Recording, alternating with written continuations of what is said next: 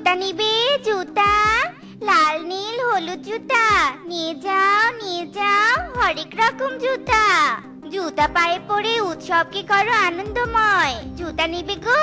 জুতা। এই যা, জুতা ছিঁড়ে গেল। এখন কি হবে? এত সুন্দর করে সেজে আসলাম, উৎসবে যাব, জুতোটা ছিঁড়ে সবকিছু মাটি করে দিল। এখন কি করি আমি, কি করি? জুতা নিবে? জুতা লাল নীল হলুদ হরেক রঙের জুতা। এই তো পেয়েছি। টুনি একদম ঠিক সময় এসেছে। এই টুনি, টুনি, আমি জুতা নিব রে, এইদিকে আয়। দিদি, আমাকে ডাকছো? জুতা নিবে নাকি গো? ও মা, তোমার তো দেখছি জুতো ছিঁড়েই গেছে। হ্যাঁ রে, জুতো ছিঁড়ে গেছে, জুতো নিব। কত সুন্দর করে সেজে এলাম, আর জুতোটা ছিঁড়ে গেল। এদিকে যে উৎসব শেষের দিক। টুনি, আমাকে একজোড়া সুন্দর লাল জুতা দিত। এই নাও মিষ্টি দিদি, তোমার 100 টাকা হয়েছে। টুনি, তুই আজকে উৎসবের দিনেও কাজ করছিস? উৎসবে যাবি না? দেখ আমরা কত সুন্দর করে সেজেছি। না গো মিষ্টি দিদি, কাজ না করলে যে দুবেলা দুমুঠো খেতে পারবো না গো। তুমি যাও, মজা করো গিয়ে, এসব আমার কপালে নেই।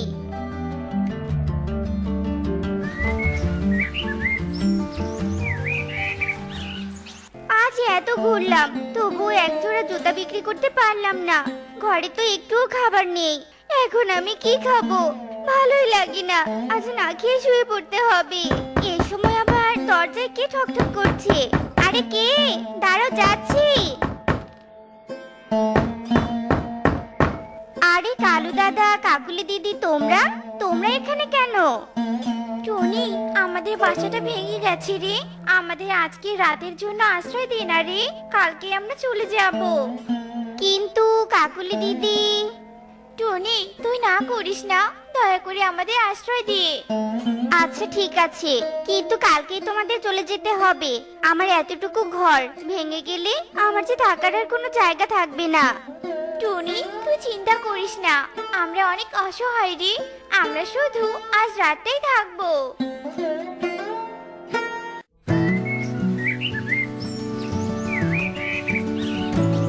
আরে কালু দাদারা তো এখনো ঘুম থেকে উঠলোই না। আমি তো কাজে যাব। কালু দাদা, ও কালু দাদা, ওঠো, আমি তো কাজে যাব। কে কে? আরে টুনি, তুই? উফ, ঘুমটা ভেঙে দিলি। কালু দাদা, আমি জুতা বিক্রি করতে যাব, তোমরা এখন চলে যাও।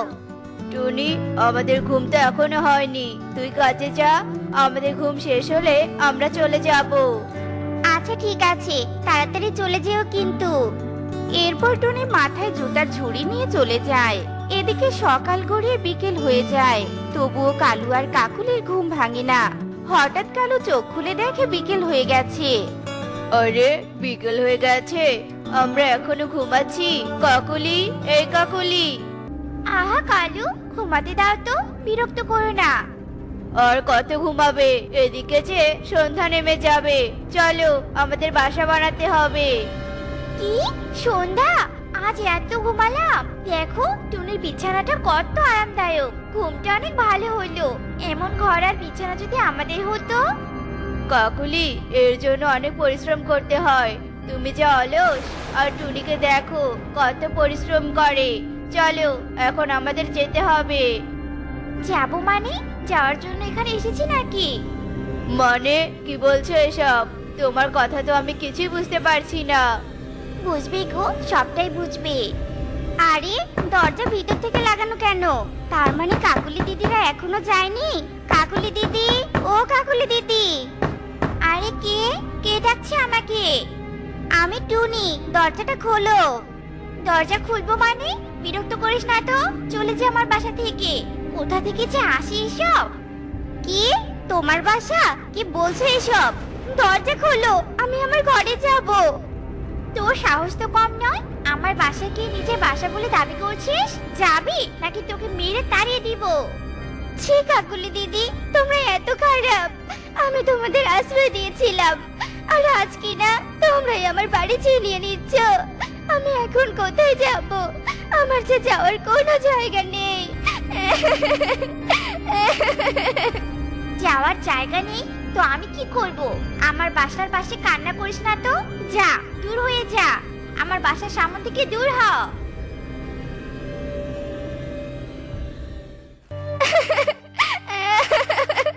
হে সৃষ্টিকর্তা, আমি কি এমন অন্যায় করেছিলাম যার শাস্তি আমাকে দিচ্ছ?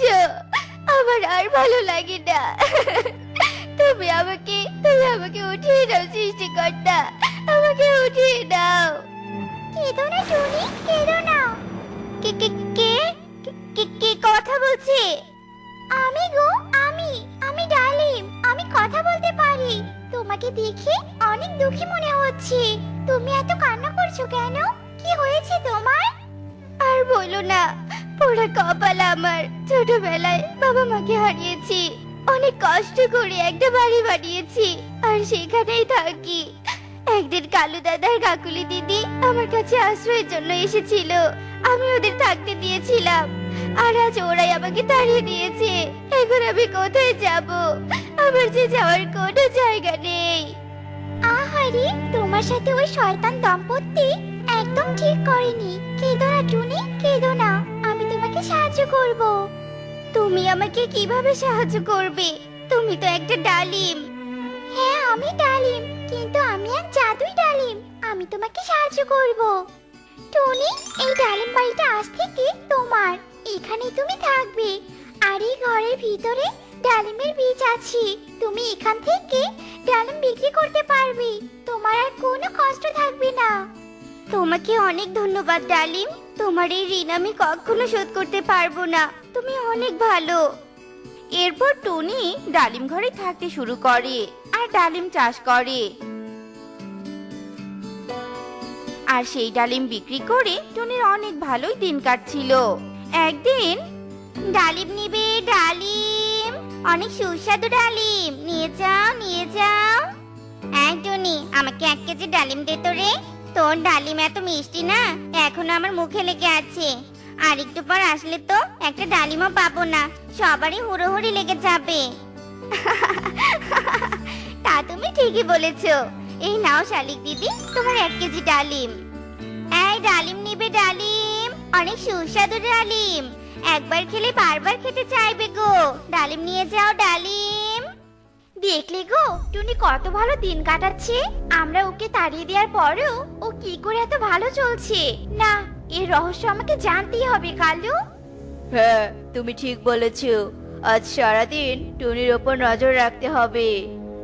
এরপর টুনি ডালিম বিক্রি করে ডালিম বাড়িতে ফিরে যায়। আর এসব কিছু কালু আর কাকুলি আড়াল থেকে দেখতে থাকে। সে কি ডালিম বাড়ি? এসব আমি কি দেখছি? নিজের চোখে তো বিশ্বাসই করতে পারছি না। কালু, তুমি কি তাই দেখছো? হ্যাঁ কাকুলি, আমিও তো বিশ্বাস করতে পারছি না। ডালিম বাড়ি কি করে হয়? কালু, এই বাড়িটা অনেক সুন্দর। আমি এই বাড়িটা নিব, যে কোনো মূল্যেই হোক না কেন। এই বাড়ি আমার চাই চাই। কিন্তু কি করে? টুনির একটা বাড়ি আমরা ছিনিয়ে নিয়েছি, এবার কি করে আমরা এই ডালিম বাড়িটা নিব? আরে বুদ্ধু, টুনি আমাদের দিবে কি করে? ওর কাছ থেকে আমাদের ছিনিয়ে নিতে হবে। আমার মাথায় এক বুদ্ধি এসেছে, শোনো তবে। কে কে দরজা কে ঠকঠক করছে? আরে কাকুলি দিদি, তোমরা তোমরা আবার এসেছো আমার বাসায়? চলে যাও বলছি। আরে টুনি, রাগ করছো কেন? আমরা তো তোমাকে একটা খবর দিতে এসেছি। সুখী পায়রা অনেক অসুস্থ, মনে হয় আর বাঁচবে না। সুখী পায়রা তোকে দেখার জন্য অনেক অনুরোধ করলো আমাকে, তাই তো আমি তোকে বলতে এলাম। কি বলছো কাকুলি দিদি? সুখী দিদি এত অসুস্থ? আমি এক্ষুনি যাব সুখী দিদিকে দেখতে।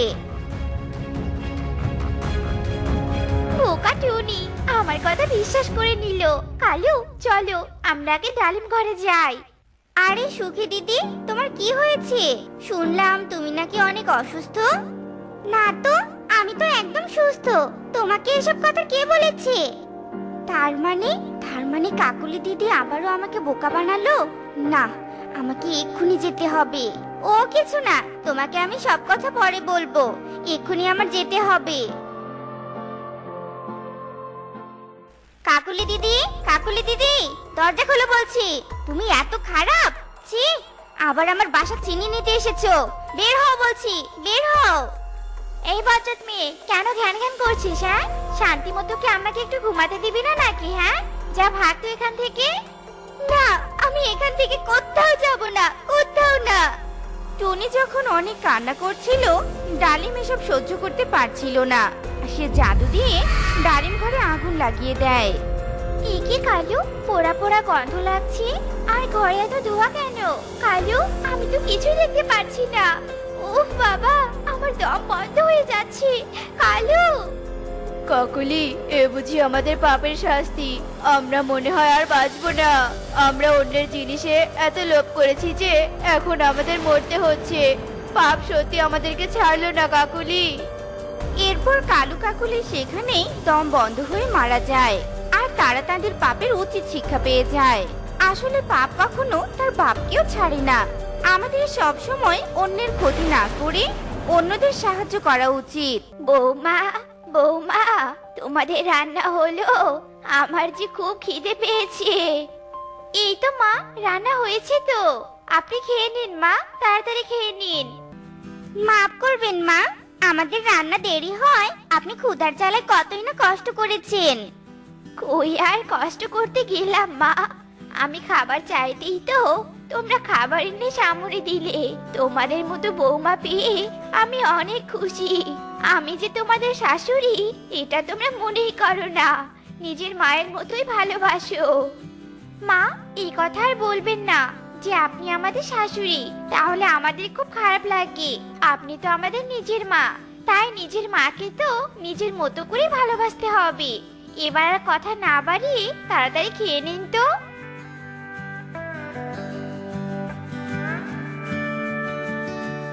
মা, আপনি তো খেয়েছেন, এবার বিশ্রাম করুন। ঘরে পানি শেষ হয়েছে, আপনার ছেলেরা আবার খেতে চলে আসবে, তাই আমি পানি আনতে যাই নদীতে।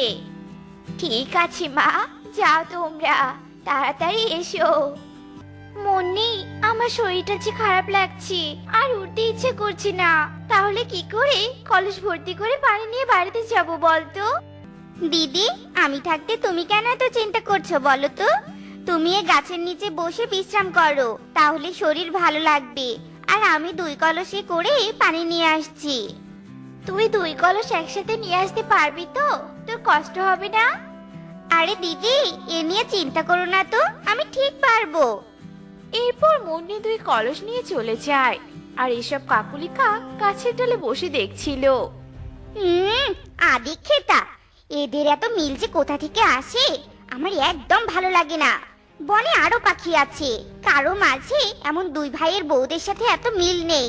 আর তোদের এত মিল কোথা থেকে যে আসে কে জানে বাপু। তোদের মাঝে আমি ঝগড়া বাঁধিয়ে ছাড়বো। আরে টুনি, তুমি যে পানি আনতে গেলে না? মুন্নি একাই 2 কলস নিয়ে গেল যে। আমার শরীরটা খারাপ লাগছে গো কাকুলি দিদি, তাই তো মুন্নি পানি আনতে গেল 2 কলস নিয়ে। এমনি কি আর পানি আনতে গেল?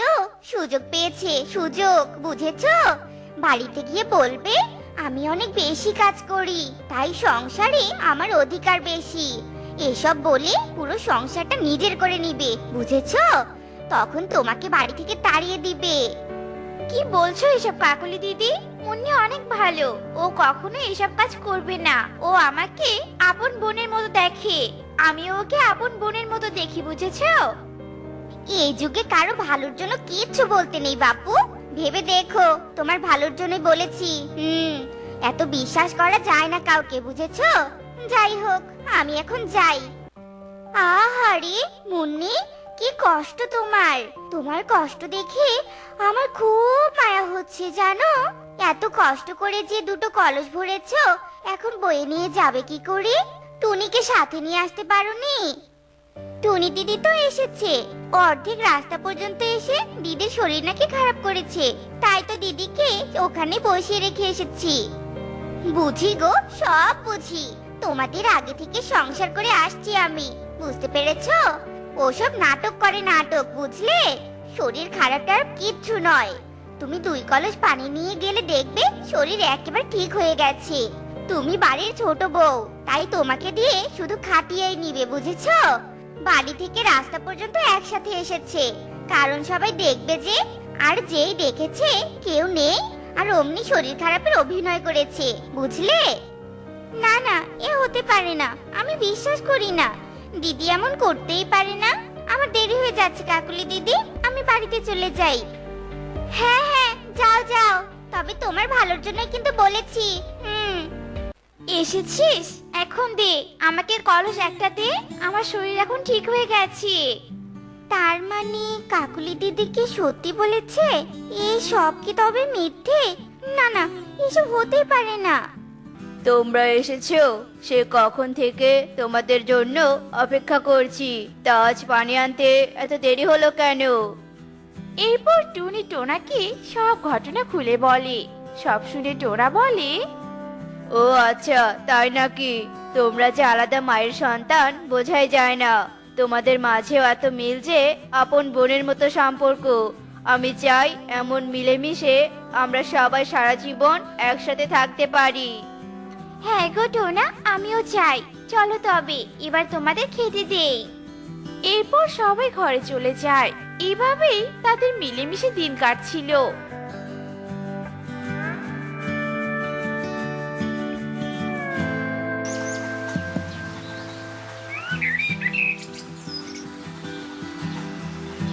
টুনি আবারও একদিন অসুস্থ হয়ে যায়।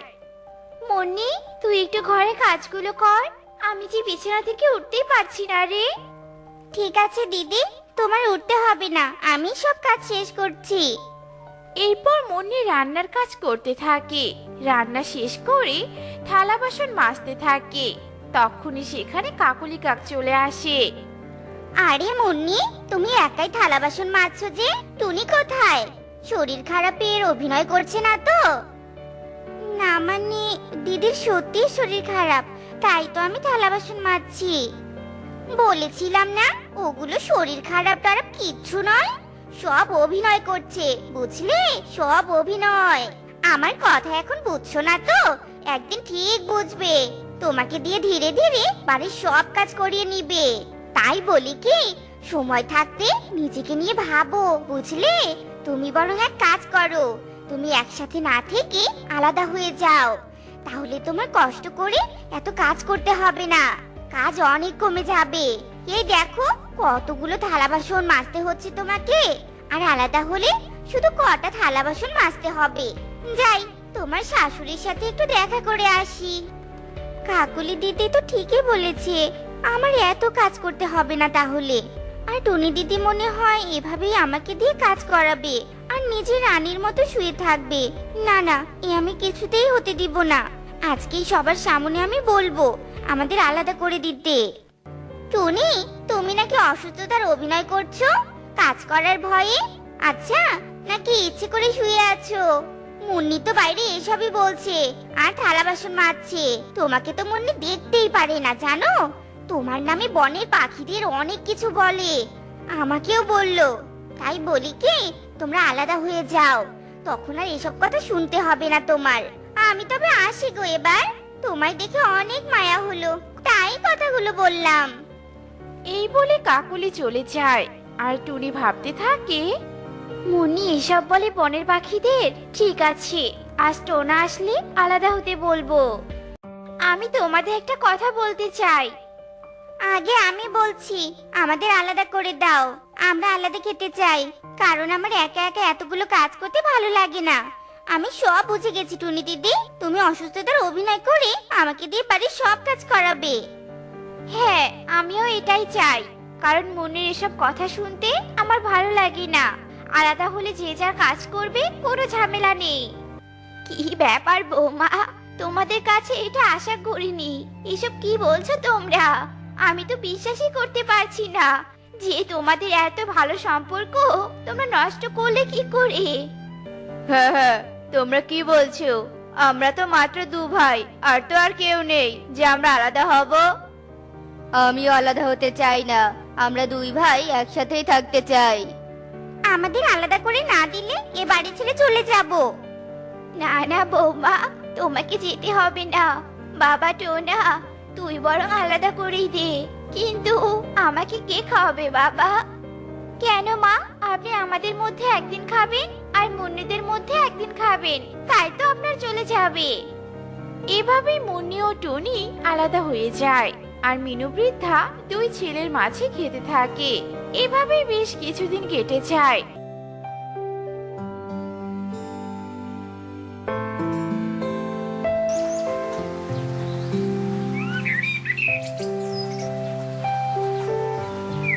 একদিন টোনা আর রকি তাদের বউদের বলে, টুনি, আমরা দুই ভাই কাজের জন্য অনেক দূরের বনে যাচ্ছি। 2-3 দিন কাজ করব ভাবছি। মায়ের এখন বয়স হয়েছে, কখন কি অবস্থা হয় শরীরের বলা যায় না।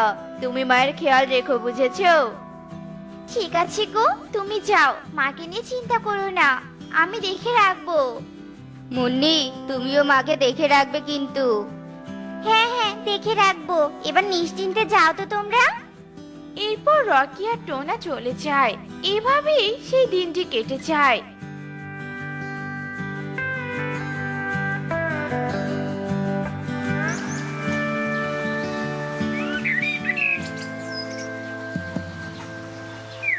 পরদিন মিনুর শরীর অনেক অসুস্থ হয়ে যায়। বৌমা, বৌমা, তোমরা কোথায়? এদিকে এসো, আমার যে খুব খারাপ লাগছে। হ্যাঁ মা, বলুন কি হয়েছে আপনার, ডাকছেন কেন? বৌমা, আমার শরীর জ্বরে পুড়ে যাচ্ছে, আমার মাথায় পানি দিয়ে দাও তো। মা, আমার ঘরে অনেক কাজ পড়েছে, মুন্নিকে ডাকুন তো, আমার সময় নেই। মুন্নি বৌমা, এদিকে এসো না গো। কি হয়েছে মা, ডাকছেন কেন, বলুন কি বলবেন? এরপর মিনু মুন্নির কাছে মাথায় পানি দিয়ে চাইলে মুন্নিও টুনির কথা বলে চলে যায়। এভাবেই দুজন দুজনের প্রতি হিংসা করে মিনুকে কোনো সাহায্য করে না। আর যত সময় যায় মিনুর অসুস্থতা বাড়তেই থাকে। এমন অসুস্থতা নিয়েই মিনুর সেই দিনটা কেটে যায়।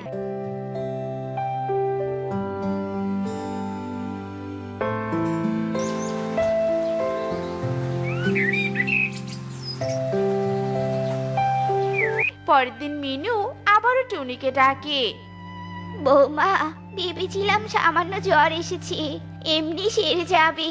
তা দেখছি যত সময় যাচ্ছে জ্বর কিছুতেই থামছে না।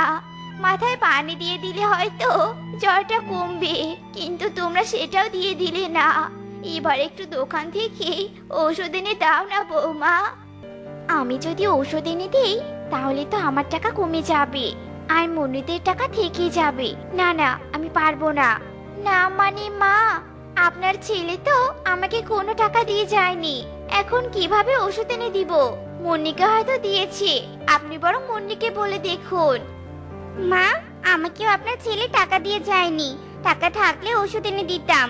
সব আমার ঘাড়ে চাপাতে চাও তাই না? আমি আগে বোকা ছিলাম, আমি এখন আর বোকা নই।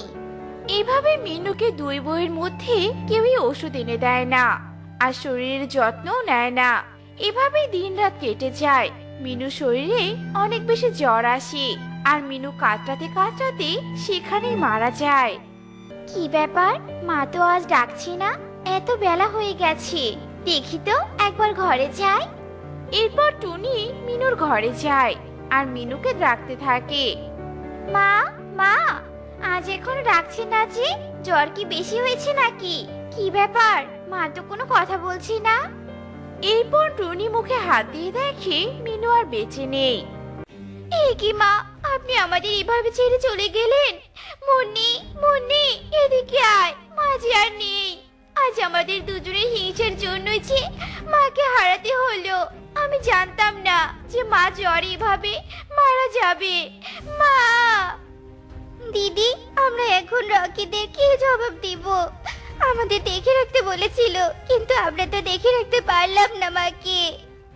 ঠিক সেই সময় সেখানে টোনা আর রকি চলে আসে।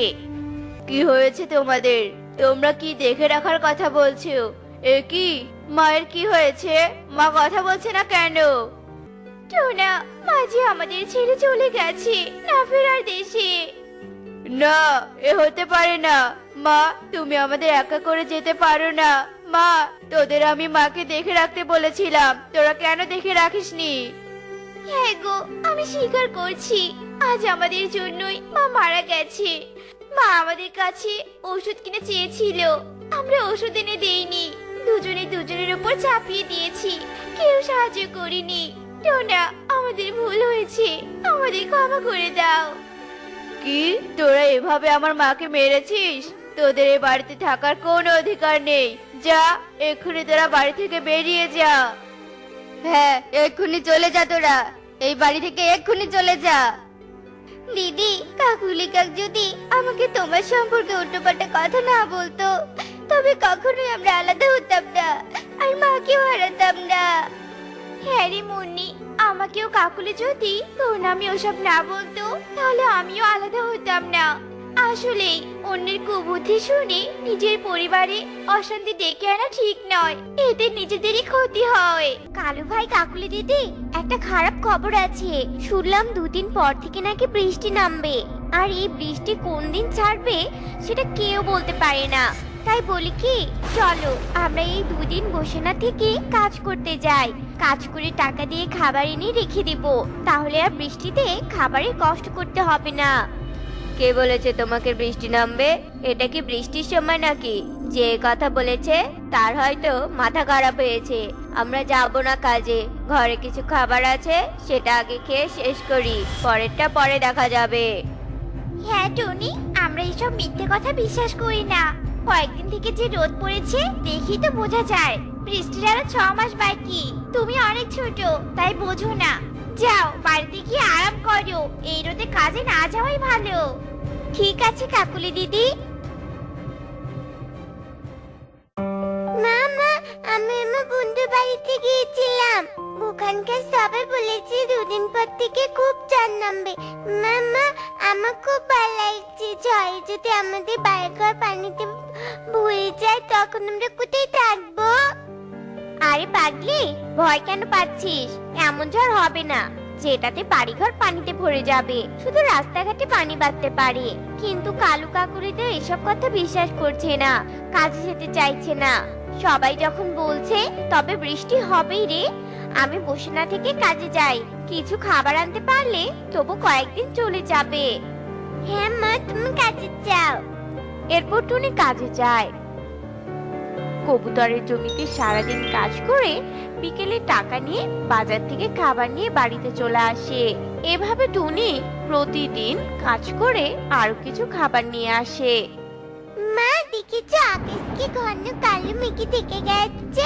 সবাকাতে ছুটি হলো, বৃষ্টি ঠিক আসবে। মা, সমস্যা নেই মা, আমি অনেক খাবার এনেছি, আমাকে কয়েকদিন কাজ না করলেও হবে।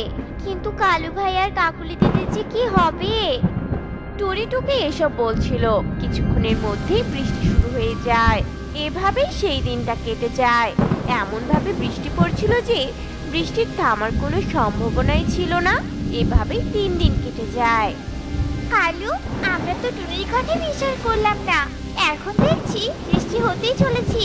ঘরে তো কোনো খাবার নেই, এইভাবে বৃষ্টি হতে থাকলে তো আমাদের না খেয়ে মরে যেতে হবে।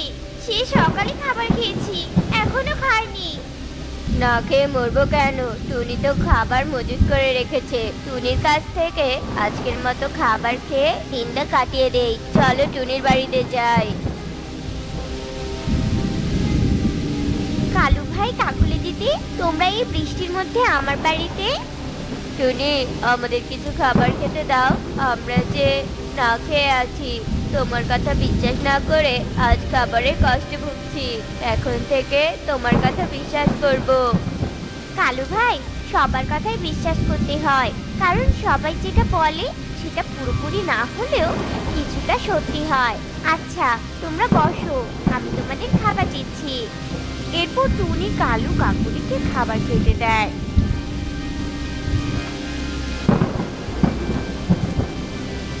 কালু ভাই, সবাই তো বন ছেড়ে অন্য বনে চলে যাচ্ছে, চলো আমরাও চলে যাই। আমাদের আর এই বনে থাকা হলো না কালু ভাই, ঘর বাড়ি তো কিছুই নেই, যে পানিতে ভরে গেছে, কাজও পাবো না কোথাও। তার চেয়ে বরং অন্য বনে গিয়ে কাজ করে বাড়ি বানাবো। আর আমার কাছে যা খাবার আছে এগুলো দিয়ে 2 দিন চলে যাবে। হ্যাঁ টুনি, চলো তাহলে আমরা অন্য বনে যাই। টুনি, দেখো এখানে ভুট্টা হয়েছে, জঙ্গলে এমনি এমনি ভুট্টাগুলো হয়েছে। দেখো না কত ঘাস ভুট্টার খেতে। আমরা এক কাজ করি, এই ভুট্টা ক্ষেতের যত্ন করি, আর যখন ভুট্টা বড় হবে তখন আমরা ভাগ করে নেব, তাহলে আর অন্য কাজ খুঁজতে হবে না। হ্যাঁ কালু ভাই, তুমি ঠিক বলেছো। চলো আমরা ঘাসগুলো পরিষ্কার করি। টুনি, তুমি কাজ শুরু করো, আমরা নদী থেকে একটু পানি খেয়ে আসি। চলো কালু, নদীতে যাই। আমার যে এই বনে একা নদীতে যেতে খুব ভয় লাগছে। ঠিক আছে, তোমরা যাও, আমি কাজ শুরু করছি।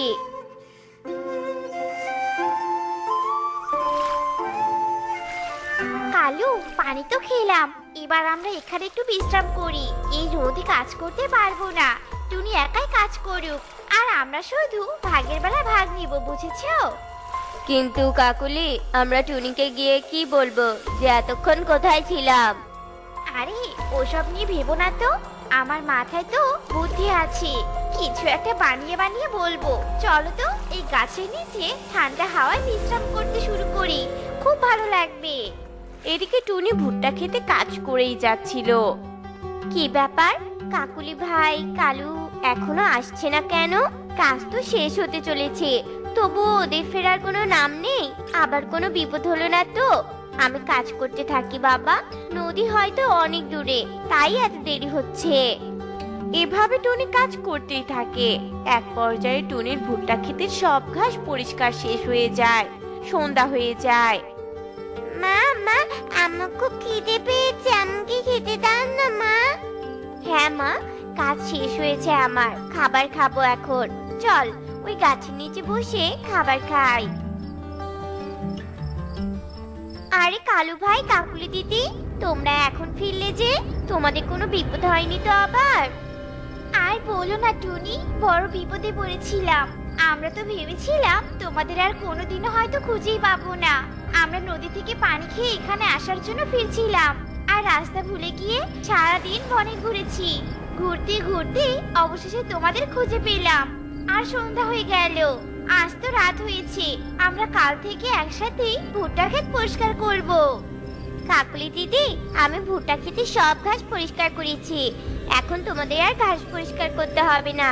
কাল এখন ভুট্টাতে পানি দিতে হবে, সবাই পানি দেবো একসাথে। এখন সবাই খাবার খেয়ে এখানেই ঘুমিয়ে পড়ি গো। হ্যাঁ টুনি, খাবার দাও, সারাদিন উড়ে উড়ে খুব ক্ষুধা লেগেছে।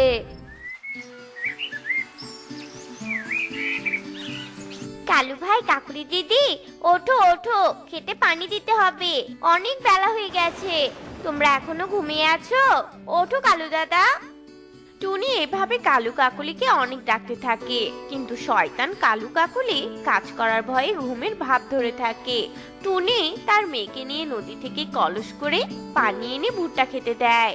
এভাবে অলস কালু কাকুলি কোনো না কোনো বাহানা করে কাজ ফাঁকি দিত। টুনি তার মেয়েকে নিয়ে ভুট্টার জমির যত্ন করতে থাকে। এভাবে কেটে যায় বেশ কিছুদিন। ভুট্টা গাছে ভুট্টা ধরে, এদিকে কালু শয়তানি বুদ্ধি আটতে থাকে। কাকুলি দেখো, ভুট্টা জমিতে কত ভালো ফলন হয়েছে, কি বড় বড় ভুট্টা হয়েছে, তাই না? বিক্রি করে অনেক টাকা পাবো, কিন্তু টুনিকে ভাগ দিলে তো কমে যাবে। তাই কোনো এক উপায়ে টুনিকে তাড়িয়ে দিতে হবে, তাহলে আমরা এই ভুট্টাগুলো বিক্রি করে অনেক ধনী হয়ে যাব। আমার মাথায় একটা বুদ্ধি এসেছে, সেই বুদ্ধি দিয়ে কাজ করব, তাহলে টুনিকে তাড়াতে পারবো। এরপর কাকুলি তার বুদ্ধির কথা কালুকে বলে। টুনি, টুনি, তুই আর ভুট্টা খেতে হাত লাগাবি না, আর কাজ করতে হবে না তোকে। এখন থেকে আমরাই কাজ করব। আর শোন, ভুট্টা তুলে যখন বিক্রি করব, তোকে 2টো ভুট্টা দিব কাজের মজুরি হিসেবে। কি বলছো কালু ভাই? ভুট্টার এত যত্ন আমি একাই করলাম, আর তুমি কি না আমাকে শুধু 2টো ভুট্টা দিবে? কিন্তু আমি সব ভুট্টা পাই, তোমরা একটা ভুট্টাও পাও না, কারণ তোমরা একটা কাজও করনি। শোন টুনি, এই ভুট্টা ক্ষেতটা আমি আগে দেখেছিলাম, তাই এই ভুট্টা ক্ষেতটা আমার। আর আমার ভুট্টা জমিতে তুই কেবলমাত্র শ্রমিক হিসেবে কাজ করেছিস, বুঝেছিস? না কালু ভাই, তখন তো তুমি বলেছিলে আমরা সমান সমান ভাগ করে ভুট্টা নিব, আর এখন এসব কি বলছো? জমি আগে দেখেছো বলে কি তোমার ক্ষেতেটা? আর আমি যে এত কষ্ট করে জমিতে কাজ করেছি। তোকে কাজের সুযোগ করে আমি দিয়েছিলাম, আর তুই কিনা আমার মুখের উপর কথা বলছিস। দাঁড়া, তোকে দেখাচ্ছি মজা। বলে কালু লাঠি দিয়ে টুনিকে মারতে থাকে। কালু আঙ্কেল আমাকে মেরো না, তোমার ভুট্টাকে আমি চাই না, তো বাবা মাকে ছেড়ে দাও। মা চলো আমি এখান থেকে চলে যাই, তাহলে তোমাকে আর বার খেতে হবে না। মা কালু ভাই, আমরা চলে যাব, তবু আমাদের ছেড়ে দাও। তুমি ভুট্টাকে আগে দেখেছো বলে নিজের দাবি করছো। ঠিক আছে, তোমাকেই দিয়ে গেলাম এই ভুট্টা খেয়ে। মামা চলো আমি জঙ্গলে কাঠ কুড়িয়ে বিক্রি করব, তাহলে আর আমাদের অভাব থাকবে না। মা আমার সোনা মেয়ে, তুই এত ছোট হয়ে এত বুদ্ধি কোথায় পেলি মা? হ্যাঁ মা, আমরা তাই করব। এরপর টুনি আর টুকি মিলে জঙ্গলে কাঠ কুড়াতে থাকে। তারা অনেক কাঠ পেয়ে যায়। তারপর সেগুলো বাজারে নিয়ে বিক্রি করে বেশ কিছু টাকা পায়। এই বনে তো কাঠের দাম অনেক, কাঠগুলো বিক্রি করে বেশ কিছু টাকা পেলাম। এখন থেকে প্রতিদিন কাঠ কুড়িয়ে বিক্রি করলে অনেক টাকা পাবো, আর একটা বাড়ি বানাতে পারবো। হ্যাঁ মা, তখন কালু কাকে চেয়ে আমরা অনেক ধনী হয়ে যাব, তাই না মা? হ্যাঁ রে মা। টুনি ও টুকি এভাবে প্রতিদিন কাঠ কুড়িয়ে বিক্রি করতে থাকে। অনেক টাকা পায় তারা। এই কে কে আমার ভুট্টা ক্ষেত থেকে ভুট্টা চুরি করছে?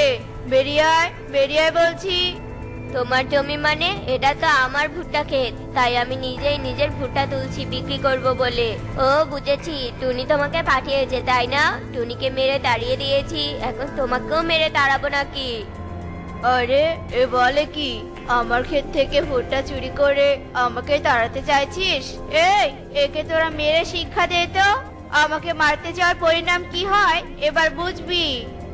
এরপর মিঠু ও শালি কালুকে অনেক মারতে থাকে। আর সেখানে টুনি টুকি চলে আসে। তোমরা মারছো কেন কালু ভাইকে? ছেড়ে দাও বলছি, নইলে পুলিশ ডেকে আনবো। কালু একটা চোর, আর ওকে তুমি বাঁচাতে চাইছো? দেখো না আমার ক্ষেতের ও ভুট্টা চুরি করছে। ও আচ্ছা, এটা তোমার ভুট্টা ক্ষেত? ও আচ্ছা, এই ব্যাপার। তাহলে তো এই কালু খুব খারাপ। টুনি, তুমি আমার জমিতে এত কাজ করেছো, তাই তোমাকে আমি কিছু ভুট্টা দিব। তোমার জন্যই এত ভালো ফলন হয়েছে। আমি এতদিন সময়ের অভাবে জমিতে আসতে পারিনি। আরে কালু, যাও এখান থেকে। তুই টুনিকে ঠকাতে চেয়েছিলি, এখন তোকে কিছুই দিব না। কালু ভাই, আজ যদি আমার সাথে মিলেমিশে কাজ করতে আর আমাকে না ঠকাতে, তাহলে তুমিও ভুট্টা পেতে। এটা তোমারও জমি ছিল না, আমারও ছিল না। অন্যের জিনিস নিয়ে এত বড়াই করা ঠিক না, শেষে নিজেরই ক্ষতি হয়। মারও খেলে কোনো কিছুইও পেলে না। টুনি, আমাকে ক্ষমা করে দাও, আমি আর কখনো অন্যের কোনো কিছু নিয়ে বড়াই করব না। আর তোমাকে অনেক ধন্যবাদ আমাকে বাঁচানোর জন্য। এই বলে কালু কাকুলি লজ্জায় সেখান থেকে চলে যায়। আর পেঁচা সব ভুট্টা তুলে টুনিকে দেয়, আর কিছু ভুট্টা নিজে নেয়। টুনি ভুট্টা নিয়ে বাড়ি চলে যায়। আর মামি সুখে দিন কাটাতে থাকে। আজও তুমি আমায় বাসি পান্তা ভাত খেতে দিলে। এসব খাবার কি প্রতিদিন খাওয়া যায় বলো? খাবে না তো কি করবে? হ্যাঁ, আমাকে কি তুমি ব্যাগ ভর্তি করে বাজারে এনে দিয়েছো, যা আমি তোমাকে পোলাও কোরমা রান্না করে খাওয়াবো? সেই দিনই না তোমাকে আমি ব্যাগ ভর্তি করে বাজার করে এনে দিলাম। কি আমার ব্যাগ ভর্তি করে বাজার এনেছো? কটা তো পুঁটি মাছ এনেছো, আর পুঁই শাক, সেটাও তো আবার 1 মাস আগের। সেগুলো কবেই খেয়ে টয়লেটে চলে গেছে, তার খেয়াল কি তোমার আছে? তোমার এসব কথা আমার আর ভালোই লাগে না। ভালো আর লাগবে কি করে? বিয়ের সময় আমার বাপের বাড়ি থেকে যা দিয়েছিল তার সবই তো বেচে কিনে খেয়ে শেষ করেছো, আর এখন ভাঙা থালা নিয়ে বসে আছো। এই শোনো, অমন করে খোটা দিবে না বলে দিলাম। বিয়ের সময় আমি সবাইকে 4টে করে পুঁটি মাছ খাইয়েছিলাম, আর তোমার বাবা খালি তো একটা ইলিশ মাছ খাইয়েছিল। মাথা মোটা কথাকার, পুঁটি মাছের থেকে ইলিশ মাছের দাম বেশি, তুমি কি সেটাও জানো না? তোমাকে সেটা বুঝতে হবে। তাতে কি হয়েছে? আমার মতো তো 4টে মাছ খাওয়াতে পারিনি তোমার বাবা। হ্যাঁ হয়েছে, অনেক বড় মনের পরিচয় দিয়েছো তুমি। তার জন্যই তো এখন সামান্য পুঁটি মাছ খাওয়ানোর মুরুদটুকু নেই তোমার। আমার বাবা মা যে কি দেখে তোমার সাথে একটা হাবলার সাথে বিয়ে দিয়েছিল কে জানে। টোনা আর টুনি নিজেদের মাঝে ঝগড়া করতে থাকে। এমন সময় তাদের দরজায় কেউ একজন কড়া নাড়তে থাকে। বাড়িতে কেউ আছেন? আপনাদের নামে একটা চিঠি এসেছে। আমাদের নামে চিঠি? কে দিয়েছে? সেটা তো আর আমি জানি না, আপনারা খুলে দেখলেই বুঝতে পারবেন। এবার আমি আসি। এরপর ডাকপিয়ন চিঠিটা দিয়ে সেখান থেকে চলে যায়। টুনি চিঠি নিয়ে পড়তে শুরু করে। মারে, তোরা দুজন কেমন আছিস? সেই কতগুলো দিন হয়ে গেল আমি তোদের দেখি না। তোর মাও দেখার জন্য আকুল হয়ে আছে। তাই বলছিলাম কি মা, কাল তো জামাই ষষ্ঠী, তুই বরং জামাইকে নিয়ে চলে আয়। ইতি তোর বাবা। শুনলে বাবা চিঠিতে কি লিখেছেন? হ্যাঁ শুনলাম, কান তো আর আমার ঠাসা নয়, তাই সবই শুনলাম। শুনেছো তো ভালো করেছো। কাল সকাল সকাল বাজার গিয়ে বড় বড় মাছ আর মাংস কিনে আনবে। তারপর আমরা দুজন মিলে আমাদের বাড়িতে যাব। টুনির কথা শুনে টোনা পুরো থ মেরে বসে থাকে। টুনি মনের আনন্দে কাজ করতে থাকে। এদিকে দেখতে দেখতে রাত হয়ে আসে।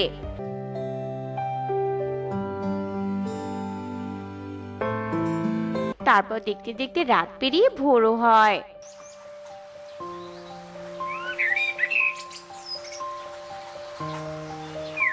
কি গো, তুমি তুমি এখনো মরার মতো ঘুমাবে? হ্যাঁ, বাজার যাবে কখন? সাত সকালবেলা ভাঙা ক্যাসেটটা না বাজালেই নয়। আচ্ছা ঠিক আছে, আমি এক্ষুনি যাচ্ছি।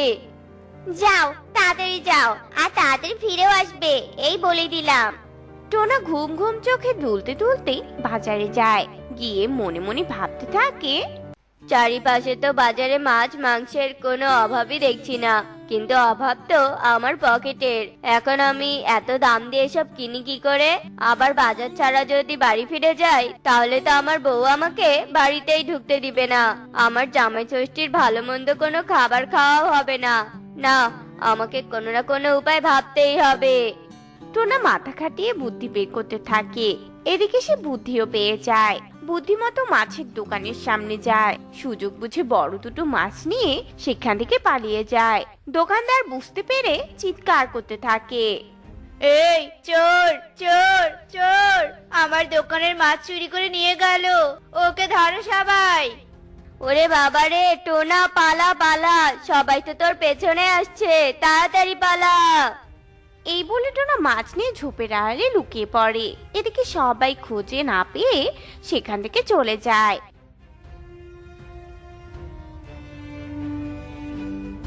টোনাও মাছ নিয়ে বাড়ি ফিরে আসে। বউ গো বউ, মাছ নিয়ে এসেছি, এবার তাড়াতাড়ি চলো, বেলা যে অনেক হয়ে গেছে। বাবা, অনেক বড় মাছ নিয়ে এসেছো তো, তা চলো, তাড়াতাড়ি চলো। এরপর দুজনে মিলে জামাই ষষ্ঠী খাওয়ার জন্য বাপের বাড়ি গিয়ে হাজির হয়। তোরা এসেছিস? আর বাবা টোনা, টাকা খরচ করে এত বড় মাছ কিনে আনার কি দরকার ছিল বলো? ছি ছি বাবা, এ আপনি কি বলছেন? আমি আপনার বাড়িতে খালি হাতে আসবো? তা কি কখনো হয় বলেন? আচ্ছা আচ্ছা ঠিক আছে, আমার হিরের টুকরো জামাই, যাও হাত মুখ ধুয়ে খেতে বসো। আচ্ছা আচ্ছা বাবা, ঠিক আছে। এরপর টোনা আর টুনি মিলে হাত মুখ ধুয়ে এসে খেতে বসে। টোনা ভালো মন্দ খাবার পেয়ে পুরো কবজি ডুবিয়ে খাবার খেতে থাকে। নাও বাবা, মুরগির রানটা নিয়ে একটু চিবিয়ে খাও। নে মা, তুই আরো দুটো রসগোল্লা খা। যা খাবার খেলাম না, এত খাবার আমি একসাথে কোনো দিন খাইনি। নাও বাবা, আর একটু খাও। টোনা খাবার খেতে থাকে। এমন সময় দোকানদার সহ অন্যান্য পাখিরা এসে হাজির হয়। আমার দোকানের মাছ চুরি করে এনে আবার কবজি ডুবিয়ে খাচ্ছিস? চুরি করেছে মানে? এসব বাবু টাবুল কি বলছেন? আমাদের জামাই আমাদের বাড়িতে এসেছে জামাই ষষ্ঠী খেতে। হ্যাঁ তা তো বটেই, তবে আপনার জামাই আপনার বাড়িতে যে বড় মাছটা নিয়ে এসেছে সেটা কোথা থেকে এনেছে জানেন? একবার জিজ্ঞাসা করে দেখুন তো। আমি যে চুরি করেছি তার কি প্রমাণ আছে তোমার কাছে? হ্যাঁ, এভাবে তুমি আমাকে চোর বলে দোষারোপ করতে পারো না। চোরের মায়ের বড় গলা, দাঁড়া আমি দেখাচ্ছি মজা। এই সবাই ধরো একে, একে ধোলাই করো সবাই। সবাই মিলে টোনাকে ধরে মারতে শুরু করে। এদিকে টুনি আটকাতে গেলে টুনিকেও মারতে শুরু করে। দুজনে মিলে কোনো রকমে সেখান থেকে পালিয়ে এক ছুটে গভীর জঙ্গলে চলে যায়। ওরে বাবা রে, খুব জোর বেঁচে গেলাম, আর একটু হলে তো পটল তুলতে যেতাম। আমার জীবনটাও তো প্রায় শেষ হচ্ছিল, আমাকে মেরে পুরো পরোটা বানিয়ে ফেলেছে। পরোটা তো আর তোমাকে স্বাদে বানাইনি, তোমাকে ভর্তা বানানোই উচিত ছিল। এই, তোমাকে চুরি করতে কে বলেছে? হ্যাঁ, আমি যদি চুরি না করতাম তাহলে তো তুমি আমাকে বাড়িতেই ঢুকতে দিতে না, আমিও জামাই ষষ্ঠীতে এসে ভালো মন্দ খাবার খেতে পারতাম না। তাই বলে তুমি চুরি করবে? এবারের মতো তুমি আমাকে মাফ করে দাও, আমি আর কোনোদিন এমন কাজ করব না। আচ্ছা আচ্ছা, ঠিক আছে, চলো এবার আমরা বাড়ি ফিরে যাই। এরপর দুজন মিলে বাড়ি ফিরে যাওয়ার পরিকল্পনা করতে থাকে। ঠিক তখনই তারা একটা বাচ্চার কান্নার আওয়াজ শুনতে পায়। কেউ কাঁদছে বলে মনে হচ্ছে, কান্নার আওয়াজ তো ওই ঝোপের আড়াল থেকেই আসছে। চলো তো গিয়ে দেখি। দুজনে মিলে ঝোপের আড়ালে যায়। সেখানে গিয়ে তারা পুরো অবাক হয়ে যায়। ঝোপের মধ্যে একটা ছানা তার মায়ের লাশের পাশে বসে কান্না করছে। দেখেছো তো না, কি করুণ দৃশ্য। ছানাটার মা পড়ে মরে আছে, আর ছানাটা অসহায় হয়ে কান্না করছে। দেখো, আমাদের তো কোনো ছানা নেই, চলো আমরা এই ছানাটাকে তুলে নিয়ে আমাদের বাড়িতে যাই আর নিজেদের সন্তান হিসেবে বড় করি। তুমি ঠিকই বলেছো গো, চলো আমরা তাই করি। এরপর দুজনে মিলে কুড়িয়ে পাওয়া ছানাকে নিয়ে নিজেদের বাড়ি ফিরে আসে।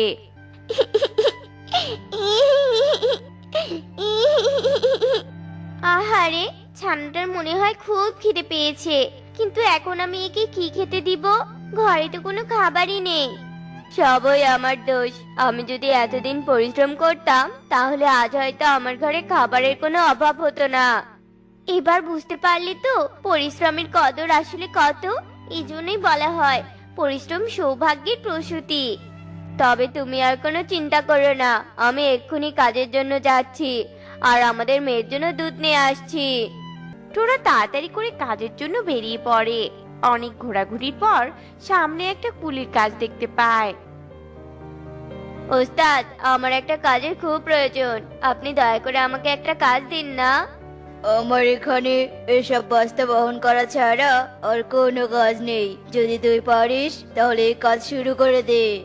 ঠিক আছে ওস্তাদ, আমি এই কাজই করব, তবুও আপনি আমাকে এর বিনিময়ে কিছু টাকা দিন ওস্তাদ।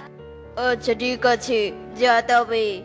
টোনা সারাদিন ধরে হাড় খাটুনি পরিশ্রম করতে থাকে। সারাদিন পরিশ্রম করার পর কালু তাকে 100 টাকা দেয়। সেই টাকা দিয়ে টোনা দুধ কিনে বাড়ি ফিরে আসে।